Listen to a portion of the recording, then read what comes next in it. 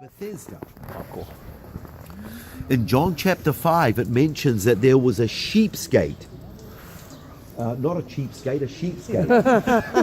And this is where probably they brought the sheep in from Bethlehem to be washed, to be prepared, because just when we go out the gate of this complex, just on the other side, literally from here, about 300 feet, is the Temple Mount where they took the sacrifices and offered them up to the Lord. The temple was literally 2 minutes, 3 minutes walk from here.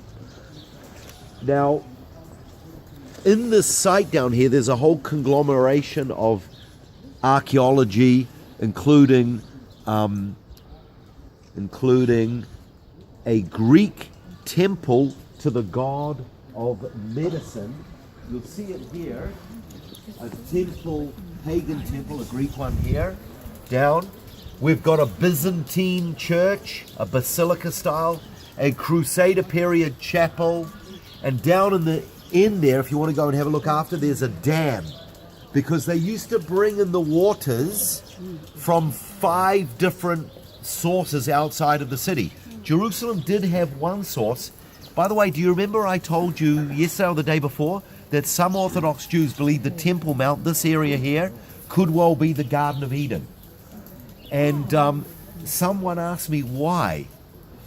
And I think I came up with the answer this morning. I was going through my Bible reading in Genesis 2, God's creation, and it says that from the Garden of Eden, there was a river that went out and it broke into 4 different angles.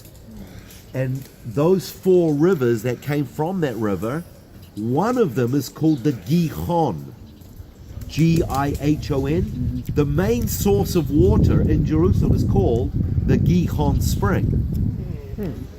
So that's probably why they believe it's here. And it was at the Gihon Spring that Solomon was anointed by Zadok to be the king. Okay, back to here. So you have this conglomeration, and under the ground here are 2 porticos. One actually is where all those trees are, under the ground. The other one is down here, over here. Do you remember when we were looking down at the model yesterday? I said the 2 square roof pools were the pools of Bethesda. So they were down here.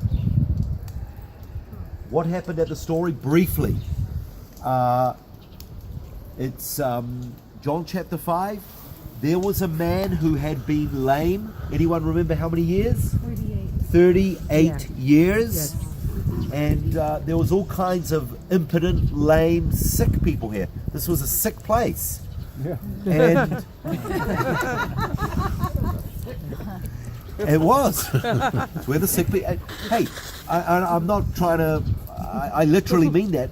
Yeah, They were here for a positive reason. Yeah. What was it?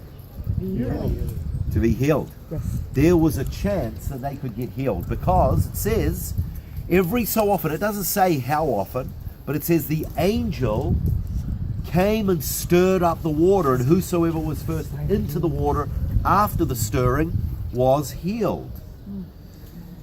So into that arena walks the Son of David. Now remember, probably for the 1,000 years leading up to Jesus, the blind and the lame were looked upon as a curse. I touched on that yesterday, remember? David's soul hated the blind and the lame. Jesus comes and he doesn't say, do you want to be healed? What does he say? Be healed. No, he says, do you want to be made whole? And there's a difference. Because you can get healed, you can go back to city. You can be healed by a witch doctor in Africa. You can be healed and it won't change your life. So I think we should ask the Lord for physical healing, but I think there's something more deeper, and that is wholeness. And so he says, do you want to be made whole? And what was the, firstly, why did the Lord ask him that? Who wouldn't want to be made whole? But maybe he didn't want to.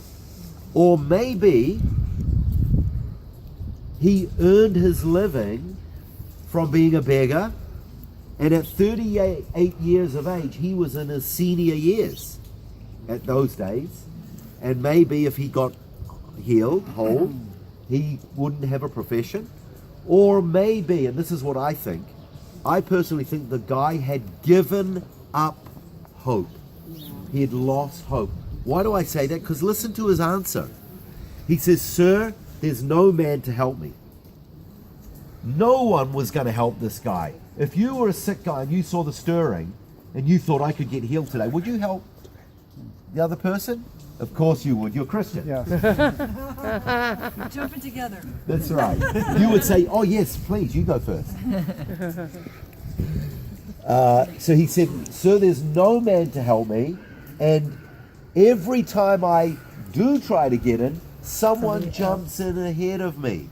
So can you imagine, for 38 years, maybe once a week, maybe twice, maybe 10 times a week, we don't know how often, he's thinking, today's my lucky day. Here's the water being stirred up, I'm going to get healed. Yeah, watching it. And someone jumps in time and time. How disappointing. You know that proverb, hope deferred makes the heart sick? He'd probably lost all hope, thinking, I'm going to be like this for the rest of my life. And Jesus said, "Stand up, take up your mat, and walk." And the man was healed. Now that is an act of mercy. And it goes in with the name of this place, the pools of Beit Hesda or Bethesda, which means the house of mercy. Now I talked about the blind and the lame and the fact that the son of David, only 2 miracles are mentioned in the Gospels. The healing of the blind, the healing of the lame. But there's another Old Testament story, and I'm suggesting without stretching that there's some connection here. Because in the Old Testament, there's another story of a man that was lame. Anyone know who I'm referring to? Except for Debbie? Who? Correct. Good job, Mephibosheth. Mephibosheth in Hebrew. And remember that story? When he was a little boy, the enemies came and the handmaiden ran and she tripped over and he became lame. All of his life he was lame. After David took up the throne to become king, he was sitting in his palace and he said, "What can I do to show mercy?" This is a story of mercy to a lame man. What can I do to show mercy to the house of Saul for this? To the house of Saul for the sake of Jonathan. He wanted to honor his friendship with Jonathan. So what did they say? They said, "There's someone called Mephibosheth who is lame." The king's servant summoned Mephibosheth. Now just imagine, you're Mephibosheth. You're lame. Remember, probably, number one, remember David cursed the lame. Number two, Mephibosheth, I'm suggesting, may have thought, Yeah. David is out for my blood because of how my father treated him. He's going to avenge the way my father dealt with him. And so he gets brought to the king's palace, Shaking like a leaf. shaking like a leaf, an outcast, thinking, what is going on? I'm a dead man. And what happens instead? He says, "Mephibosheth, come and sit at my table, and up to half the kingdom is yours." And that is an act of mercy. And that is our David, our son of David.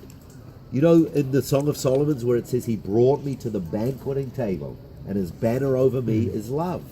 This is a beautiful act of mercy.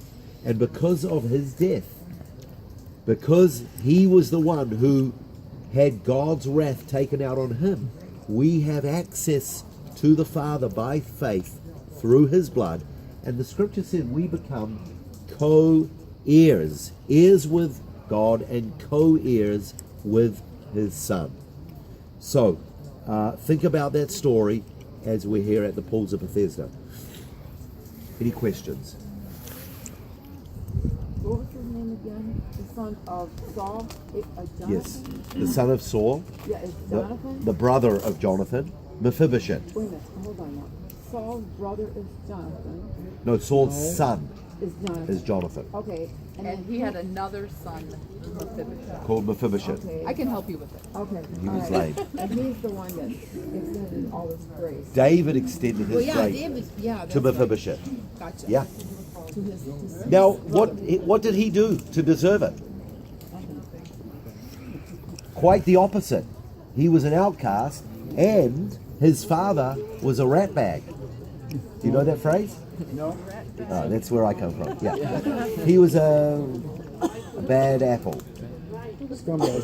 scumbag. And factory rat. so this is what mercy is. You know what it says? While we were yet sinners, Christ died for us. How much more shall we be saved through his grace? Okay, so let's meet back at the